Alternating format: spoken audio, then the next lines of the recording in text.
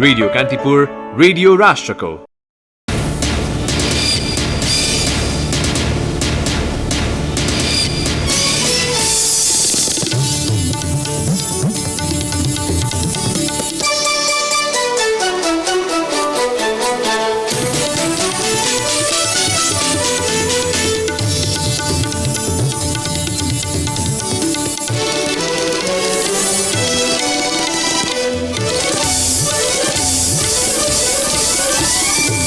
सभामुख चयनको विषयमा सत्तारूढ नेकपाको शक्ति सङ्घर्ष टुङ्गियो। प्रधानमन्त्री ओलीलाई तुम्बा हाङफेको प्रश्न, मैले उपसभामुख छाड्नुपर्ने कारण के? सरकारले 11 वर्षदेखि साक्षरता अभियान चलाए पनि प्रभावकारी परिणाम आउन सकेन। तीनै तहका सरकार बीचको समन्वय हुन नसक्दा 29 लाखलाई साक्षर बनाउन थप चुनौती। चालु आर्थिक वर्षको 5 महिनामा मूल्य वृद्धि 6.5% भन्दा बढी आर्थिक वृद्धिको लक्ष्य प्रभावित हुँदै। भारतमा शिशु मृत्युदर 41% पुगेको स्वास्थ्य अधिकारीको भनाई, बालकको तुलनामा बालिकाको मृत्युदर बढी। र प्रिमियर लिग फुटबलमा लिभरपुलको अपराजित यात्रा 22औं खेलमा पनि जारी। पछिल्लो खेलमा म्यान युनाइटेड 2-0 पराजित। नमस्कार, कान्तिपुर डायरीका साथमा साथी केशु र म इन्द्रलक्ष्मी। समाचार अब विस्तारमा। सभामुख चयनको विषयलाई लिएर सत्तारूढ दल नेकपामा देखिएको शक्ति सङ्घर्ष टुङ्गिएको छ। नेकपा सचिवालय बैठकले स्थायी कमिटी सदस्य अग्नि सापकोटालाई सभामुख उम्मेद्वार बनाउने निर्णय गरेसँगै प्रतिनिधि सभालाई सभामुखको चुनाव गराउने बाटो खुलेको छ। सचिवालय बैठकले सापकोटालाई उम्मेद्वार बनाउने सर्वसम्मत निर्णय गरेको महासचिव विष्णु पौडेलले जानकारी दिनुभयो। यसअघि नेकपाले सभामुखको उम्मेद्वार तोक्न नसक्दा संसद बैठक 1 महिनामा 4 पटकसम्म स्थगित भएको थियो। सचिवालय बैठकमा हिजो अध्यक्ष पुष्पकमल दाहालले सभामुखका लागि सापकोटाको नाम प्रस्ताव गर्नुभएको थियो। यसअघि बारम्बार भएका बैठक सभामुखका बारेमा केन्द्रित भए पनि पात्र चयन प्रक्रियामा नपुग्दै अल्मलिएपछि गतिरोध बढ्दै गइरहेको थियो। महासचिव पौडेलले भन्नुभयो, अध्यक्ष दाहालले गर्नुभएको प्रस्तावमा 8 सदस्यले सहमति जनाएपछि अग्निजीको नाम अनुमोदन भएको हो।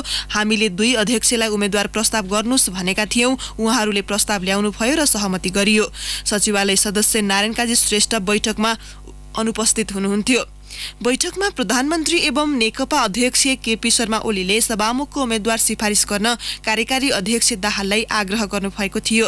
त्यसपछि दाहालले राजनीतिक पृष्ठभूमि र समन्वयकारी छविका कारण स्थायी कमिटी सदस्य सापकोटालाई सभामुखको उम्मेद्वार तय गर्नुपर्ने प्रस्ताव गर्नुभएको थियो। दाहालको प्रस्ताव आए लगत्तै केही सचिवालय सदस्यले सर्वोच्च अदालतमा विचाराधीन उहाँ विरुद्धको मुद्दाबारे कुरा उठाएका थिए। दाहालले जवाफ दिनुभयो, द्वन्द्वकालीन मुद्दाकै कुरा गर्ने हो भने त मेरा विरुद्ध पनि छन्, बादलजी विरुद्ध पनि छन्। त्यो द्वन्द्वकालीन मुद्दा भएको र त्यसको हल संक्रमणकालीन न्याय सम्बन्धी आयोगहरूले नै गर्ने भएकाले त्यसमा समस्या हुन्छ जस्तो मलाई लाग्दैन। बैठकपछि अध्यक्ष दाहालले नेकपाभित्र विभिन्न शक्ति खेल्न खोजे पनि सफल हुन नसकेको निचोड समेत निकाल्नु भएको छ। बैठक लगतै आफ्नै निवास खुमलटारमा केही स्थायी कमिटी सदस्यसँगको छलफलमा दाहालले पार्टीभित्रको मनोविज्ञानलाई सम्बोधन गर्न आफूहरू सफल भएको निचोड सुनाउनु भएको हो। उहाँको भनाइ उद्धृत गर्दै निजी सचिवालयका एक सदस्यले भन्नुभयो, हामीलाई असफल बनाउन बाहिरी शक्ति जसरी खेलिरहेका थिए त्यसलाई आजको यस निर्णयले चिर्न सफल भएको छ। यो निर्णयले पार्टीलाई नयाँ ढंगले अघि बढाउने कुरामा बल पुगेको छ। स्थायी कमिटी सदस्य जनार्दन शर्माले पनि पार्टीभित्रको मनोविज्ञान स्थापित गर्न नेताहरू सचेत देखिएको टिप्पणी गर्नुभयो। यसैबीच सचिवालय बैठक बस्नु अघि उपसभामुख शिवमाया तुम्बा हाङफेले प्रधानमन्त्री केपी शर्मा ओलीलाई भेट्न हिजो बालुवाटार जानु भएको थियो। हिजोको भेटमा पनि उहाँले प्रधानमन्त्रीसँग मेरो गल्ती के थियो भनेर सोध्नु भएको थियो। उहाँको भनाइ उद्धृत गर्दै स्रोतले भनेको छ, एकजना चारित्रिक अपराधमा जेल जाने मलाई सजाय हुने भयो। मैले उपसभामुख छोड्नुपर्ने कारण के हो? पार्टीले लिखित दियोस्।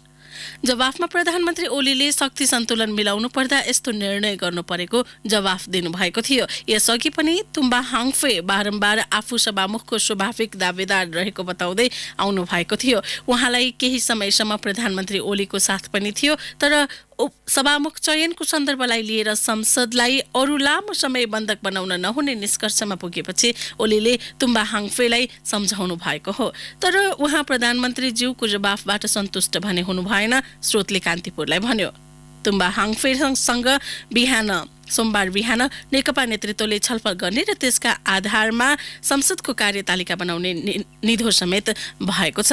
यसैबीच 1.5 वर्ष यता पार्टी एकतादेखि मन्त्री परिषद हेरफेर लगायतका विषयमा अन्य नेताले आक्कल झुक्कल विरोध गरे पनि प्रधानमन्त्री तथा अध्यक्ष केपी शर्मा ओलीले भनेकै लाइनमा निर्णय हुँदै आएका थिए। यसपटक पनि सभामुख पद रिक्त भएपछि ओलीले आफूले चाहेकै व्यक्ति ल्याउने कोसिस गर्नु भएको थियो।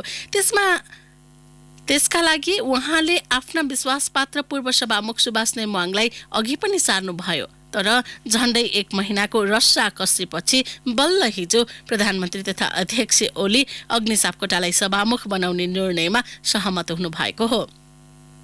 यो निर्णयको सन्देश के हो? नेकपाका एक उच्च नेता भन्छन्, पार्टीमा अब ओलीको मात्र चल्दैन।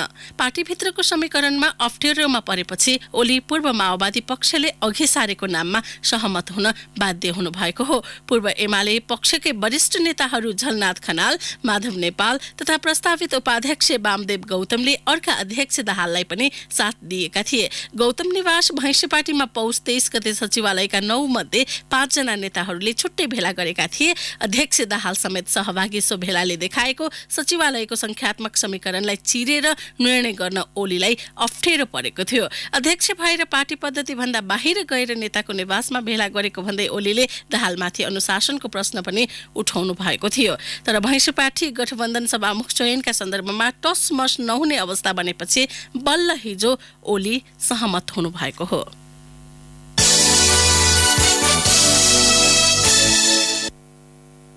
4 राज्य मन्त्री थप्दै प्रदेश 1 सरकार गठन भएको 2 वर्षपछि हिजो मुख्यमन्त्री शेरधन राईले प्रदेश मन्त्री परिषद विस्तार गर्नु भएको छ। भूमि व्यवस्था, कृषि तथा सहकारी मन्त्रालयमा रामबहादुर मगर, भौतिक पूर्वाधार विकास मन्त्रालयमा अम्बिर बाबु गुरुङ, सामाजिक विकास मन्त्रालयमा जसमाया गजमेर र उद्योग, पर्यटन, वन तथा वातावरण मन्त्रालयमा विजय कुमार विश्वासलाई नियुक्त गरिएको हो। मगर इलाम, गुरुङ ओखलढुङ्गा, गजमेर झापा र विश्वास मोरङका हुनुहुन्छ। संविधानले राज्यका हरेक निकायमा महिलाको प्रतिनिधित्व 33% हुनुपर्ने भनेकोमा प्रदेश सरकारले 1 जना महिलालाई मात्रै राज्य मन्त्रीमा नियुक्त गरेपछि अन्य महिला प्रदेशसभा सदस्यले असन्तुष्टि जनाएका छन्। सरकारले साक्षर नेपाल अभियान मार्फत निरक्षर रहेका करिब 79 लाख मध्ये हालसम्म 50 लाख जनसङ्ख्यालाई साक्षर बनाएको दावी गरेको छ। 2 वर्षका लागि भन्दै 2065 सालमा चलाइएको साक्षरता अभियान दशक नाग्दा समेत पूरा भने भएको छैन। 11 वर्षको अवधिमा हिसाब गर्दा प्रत्येक वर्ष जम्मा 4,50,000लाई साक्षर बनाइएको दृष्टान्त छ। यता सरकार भने बाँकी 29 लाख निरक्षर जनसङ्ख्यालाई आगामी 2 वर्षभित्र साक्षर बनाउने कसरतमा छ। 3 तहका सरकार बीच समन्वय हुन नसक्दा सरकारको पछिल्लो लक्ष्य भेट्न समेत मुस्किल देखिएको छ। कान्तिपुर सविस्तार। कसैले त भन्नुहुन्छ नि पढ्न आउँदैन, तर नआए पनि अहिले समय मिल्दैन भनेर भन्नुहुन्छ। मिलेको थिएन अनि अब पढ्न मन त थियो हैन, समयले गर्दाखेरि पढ्न पाइएको थिएन। अनि अब समय निकालेर त्यो साथीलाई भनेको थिएँ, कल्पना भन्नेलाई, उसले चाहिँ अहिले यहाँ छोड्नु भएको छैन हैन। अनि यहाँ पार्वती दिदीलाई देखाएर पार्वती दिदीले चाहिँ यहाँ लिएर आउनुभएको मलाई। यिनी हुन् सामुदायिक कार्यक्रममा सक्रिय सहभागिता जनाउन साक्षरता कक्षामा सहभागी 40 वर्षीय प्रेम कुमारी कार्की। कुनै पनि व्यक्तिलाई साक्षर मान्न सरकारले 12 वटा मापदण्ड तोकेको छ, जस अन्तर्गत राष्ट्रभाषा वा मातृभाषा, वर्ण अक्षरको पढाइ र लेखाइ, मातृभाषामा लेखिएका मूल्य सूची र बिलको पढाइ, आफ्नो र परिवारका सदस्यको नाम, उमेर, लेखाइ र पढाइ, मोबाइल, क्याल्कुलेटरका अङ्क र अक्षर चिनेर प्रयोग गर्न सक्ने, 0 देखि 9 सम्मका अङ्क लेख्न सक्ने, 1 देखि 100 सम्म गणना गर्न सक्ने, लेनदेनका हर हिसाब राख्न सक्ने, सरल चित्र, पोस्टर, साइनबोर्ड र ट्राफिक संकेत पढ्न बुझ्न सक्ने, सामुदायिक कार्यक्रममा आफ्नो विचार सहित सक्रिय सहभागिता देखाउन सक्ने, घडी हेरेर समय बताउन सक्ने, भित्तेपात्रो हेरी तिथिमिथि बताउन सक्ने, बैंक भाउचर भर्ने र चेक खिच्न सक्ने मध्ये आधा मापदण्ड जानेकालाई साक्षर व्यक्ति मानिन्छ। र कुनै पनि जिल्ला साक्षर हुन 15 देखि 59 वर्ष उमेर उमेर समूहभित्रका 95% जनसङ्ख्या साक्षर हुनुपर्छ। यस अर्थमा 26 वटा जिल्ला अझै निरक्षर छन्, जस अन्तर्गत करिब 29 लाख जनसङ्ख्या पर्दछ। साक्षर नेपालको लक्ष्य पूरा नभएको भन्दै 69 सालमा पुनः अर्को 2 वर्षे नीति ल्याइयो। चालु आर्थिक वर्षमा पनि सरकारी नीति यथावत छ। हालसम्म करिब 50 लाख जनसङ्ख्यालाई साक्षर बनाउन 1 अर्ब 4 करोड खर्च भइसकेको छ। यसरी लक्ष्य पूरा नहुनु प्रमुख कारण विगतका अस्थिर सरकार भएको साक्षरता अभियानका जानकार प्राध्यापक डाक्टर बालचन्द्र लुइटेल बताउँछन्। सरकारहरू पनि स्थायी भएन, शिक्षा मन्त्रीहरू पटक परिवर्तन भइराखे। त्यसपछि अब साक्षरता सञ्चालन गर्ने जुन निकाय हो त्यो निकाय पनि चुस्त दुरुस्त सबल हुन सकेन। जिल्लामा स्थानीय तहमा राजनीतिक हिसाबले चुनिएका नेतृत्वहरू पनि भएनन्, पछि मात्रै आए, ढिलो गरी आए। यी सबै कुराहरूलाई हामीले जिम्मेवार ठहराउन सक्छौँ। काभ्रे, डोटी, कालीकोट, मुगु, डोल्पा, हुम्ला तथा तराईका सबै जिल्ला लगायत संघीय राजधानी काठमाडौँ समेत साक्षर घोषित हुन बाँकी छ। कतिपय जिल्लाहरू साक्षर घोषणा हुन योग्य भए पनि स्थानीय सरकारसँगको समन्वयमा तारतम्य नमिल्दा समस्या भएको शिक्षा तथा मानव स्रोत विकास केन्द्रका निर्देशक गेहनाथ गौतम बताउँछन्। स्थानीय तहहरू फरक ढङ्गले पुनः सम्बन्धित भएका छन्। यस्तो आधारमा नयाँ नेतृत्वले कतिपय होइन हामीले त्यति सोचेर बुझेर अवलोकन गरेर मात्रै घोषणा गरेर जान्छौँ भन्ने उहाँले भन्नुहुन्छ। कतिपय स्थानीय तहले साथसाथै कक्षा सञ्चालन गर्ने गरेको पनि देखिएको छ। त्यसको आधारमा उहाँहरू पनि साक्षर घोषणा गर्ने तयारीमा हुनुहुन्छ। तर नेपाल सरकारको वर्तमान बहुदत्त तथ्याङ्कको आधारमा भन्यो भने काठमाडौँ जस्तो जिल्ला चाहिँ साक्षर घोषणा तुरुन्तै गर्न सक्ने अवस्थामा हो। मात्र नेतृत्वले इनिसिएसन लिएर अगाडि बढ्नुपर्ने खाँचो देखिन्छ। अभियान सञ्चालन भएको 1 दशक बढीको समयमा समेत एउटै उद्देश्यमा केन्द्रित हुनु राज्यकै विडम्बनाका रूपमा लिन सकिन्छ। तीनवटै तहका सरकारबीच समन्वय नहुनुले लक्ष्य प्राप्ति चुनौतीपूर्ण छ। स्थानीय तहमा कार्यक्रम व्यवस्थापन र कार्यान्वयन पद्धति संस्थागत बन्न नसक्नु, प्रदेश तहमा संरचना, नीति, योजना र कार्यपद्धति तथा समन्वयको संयन्त्र नहुनु, साथै केन्द्रीय सरकारले मुलुकको भौगोलिक, सामाजिक, आर्थिक तथा सांस्कृतिक परिवेश अनुसार अनौपचारिक शिक्षाका विभिन्न ढाँचा र विकल्पहरूको खोजीमा पहल नथाल्नुले आगामी 2 वर्षभित्र साक्षर नेपाल बनाउने लक्ष्य कागजमा मात्र सीमित रहने अनुमान लगाउन दुविधा रहन्न। रेडियो कान्तिपुरका लागि रमेश दुलाल। कान्तिपुर सविस्तार। कान्तिपुर सबविस्तारपछि कान्तिपुर डायरीमा ब्रेकको पालो। अब बाँकी प्रसङ्ग। प्रमुख प्रतिपक्षी कांग्रेसले सूचना प्रविधि तथा नेपाल विशेष सेवा गठन र सञ्चालन सम्बन्धी विधेयक सच्याउन सरकारलाई दबाब दिँदै हिजो देशभर प्रदर्शन गरेको छ। स्थानीय जिल्ला प्रशासन मार्फत सरकारलाई विरोध पत्र समेत बुझाएको छ। पुस 17 गतेको केन्द्रीय कार्य समितिको निर्णय बमोजिम कांग्रेसले देशव्यापी रूपमा विधेयक संशोधनको मुद्दा उठाएको हो। कांग्रेस बैठकले पुस 28 गते नै देशभर विरोध पत्र बुझाउने निर्णय लिएको थियो। त्यतिबेला पार्टीको आन्तरिक विवाद बढेको र संस्थापन इतरपक्षीय जिल्ला सभापतिको राजधानीमा भेला भएकाले रोकिएको थियो। सरकारले कार्यपालिका, व्यवस्थापिका र न्यायपालिकालाई सिंहदरबारको एउटै परिसरमा राखेर दैनिक आउजाउका लागि एकीकृत सुरक्षा प्रणाली जडित छुट्टा छुट्टै प्रवेशद्वार बनाउन गुरु योजना संशोधन गर्ने भएको छ। 807 रोपनी जमिनमा सर्वोच्च अदालत, संघीय संसद र प्रधानमन्त्री तथा मन्त्री परिषद कार्यालय र मन्त्रालयहरूलाई थप व्यवस्थापन गर्न गुरु योजनालाई 13औं पटक संशोधन गर्न लागि हो।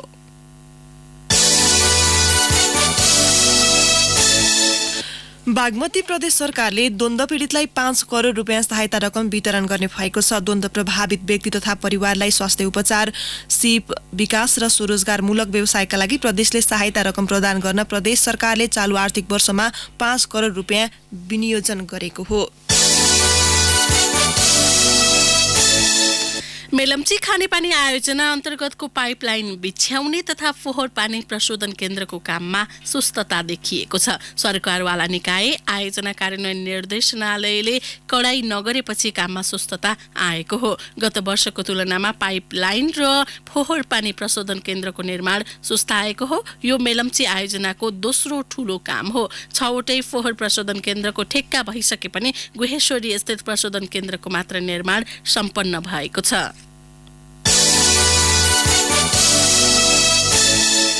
प्रधानमन्त्री केपी ओलीको रोजाइमा नियुक्त नेपाल वायु सेवा निगमका कार्यकारी अध्यक्ष मदन खरेलले कार्यकाल पूरा नहुँदै हिजो पदबाट राजीनामा दिनुभएको छ। उहाँले राजीनामा दिएको संस्कृति, पर्यटन तथा नागरिक उड्डयन मन्त्री योगेश भट्टराईले पुष्टि गर्नुभयो।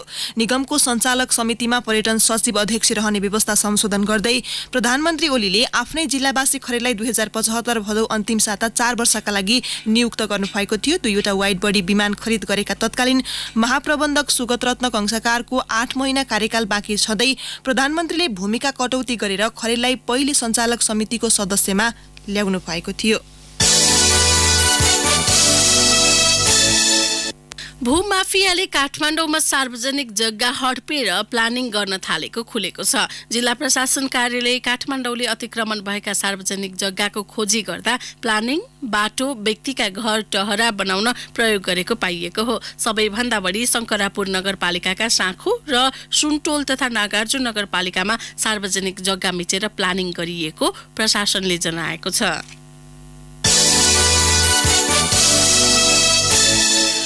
रुखले सोसेर राखेको कार्बन बेच्ने प्रक्रियाबारे विश्व बैंकसँग वार्ता गर्न सरकारले टोली गठन गरेको छ। मन्त्री परिषदले वन तथा वातावरण मन्त्रालयका वैदेशिक सहयोग समन्वय महाशाखा प्रमुख एवं प्रवक्ता सहसचिव सिन्धु प्रसाद ढुङ्गानाको संयोजकत्वमा 5 सदस्यीय टोली बनाएको हो। टोलीमा अर्थ र कानून मन्त्रालय तथा महालेखा नियन्त्रकको कार्यालयका प्रतिनिधि सदस्य छन् भने वन तथा वातावरण मन्त्रालय अन्तर्गतको रेड कार्यान्वयन केन्द्रका प्रमुख सहसचिव बुद्धिसागर पौडेल सदस्य सचिव हुनुहुन्छ। सरकारले मुलुकभरका 11वटा विश्वविद्यालयलाई संघीय र प्रादेशिक विश्वविद्यालयमा वर्गीकरण गर्ने तयारी गरेको छ। उच्च शिक्षा सम्बन्धमा व्यवस्था गर्न बनेको विधेयकको मस्यौदामा 5वटालाई केन्द्रीय र 5लाई प्रदेश विश्वविद्यालय बनाउन प्रस्ताव गरिएको छ। एउटालाई कता राख्ने भन्ने उल्लेख छैन। शिक्षा मन्त्रालयले तयार पारेको मस्यौदामा त्रिभुवन, नेपाल संस्कृत, लुम्बिनी बौद्ध, कृषि तथा वन र नेपाल खुला विश्वविद्यालय केन्द्रीय विश्वविद्यालय हुने उल्लेख छ। पूर्वाञ्चल, पोखरा, मध्यपश्चिम, सुदूरपश्चिम र राजर्षि जनकलाई प्रदेश विश्वविद्यालयमा राख्न प्रस्ताव गरिएको छ। स्वीकृतिका लागि मन्त्री परिषद पठाउन लागि मस्यौदामा काठमाडौँ विश्वविद्यालयको हकमा भने विधानमा तोके बमोजिम हुने भनिएको छ। धार्मिक आवरणमा हुने गरेका जघन्य अपराधका घटनाहरू पछिल्लो समय बढ्दै गएको छ। प्रहरीको अपराध अभिलेख अनुसार अन्य थुप्रै घटनामा मन्दिरका पुजारी, चर्चका पास्टर, गुम्बाका रिम्पोछे लगायत व्यक्ति हत्या, बलात्कार, ठगी जस्ता अपराधमा जघन्य तथा आर्थिक अपराधसँग जोडिएका छन्। बारम्बार यस्ता घटना दोहोरिएपछि केही अनुयायी बाध्य भएर तथाकथित धर्मभीरुका अपराध विरुद्ध प्रहरीमा पुग्ने गरेका छन्। पीडकहरूको पहुँच र प्रभाव शक्ति केन्द्रसम्म जोडिने गरेको पनि देखिन्छ। विश्व हिन्दू महासंघ अन्तर्राष्ट्रिय समितिका अध्यक्ष उपेन्द्र बहादुर गौतम धर्म गुरु र बाबाको भेषमा अपराध गर्नेलाई कुनै हालतमा उन्मुक्ति दिन नहुने बताउनुहुन्छ। अन्नपूर्ण पदमार्गको हिम पहिरोमा हराइरहेका 4 कोरियाली र 3 नेपालीको खोजीमा निरन्तरको हिमपातले अवरोध पुर्याएको छ। शुक्रबारबाट बेपत्ता उनीहरूको खोजीमा ट्रेकिङ एजेन्सीज एसोसिएसन नेपाल टानका प्रतिनिधि, पर्यटक, प्रहरी, होटल व्यवसायी र स्थानीय सम्मिलित 8 सदस्यीय उद्धार टोली घटनास्थल पुगे पनि उद्धारमा खट्न भने सकेको छैन।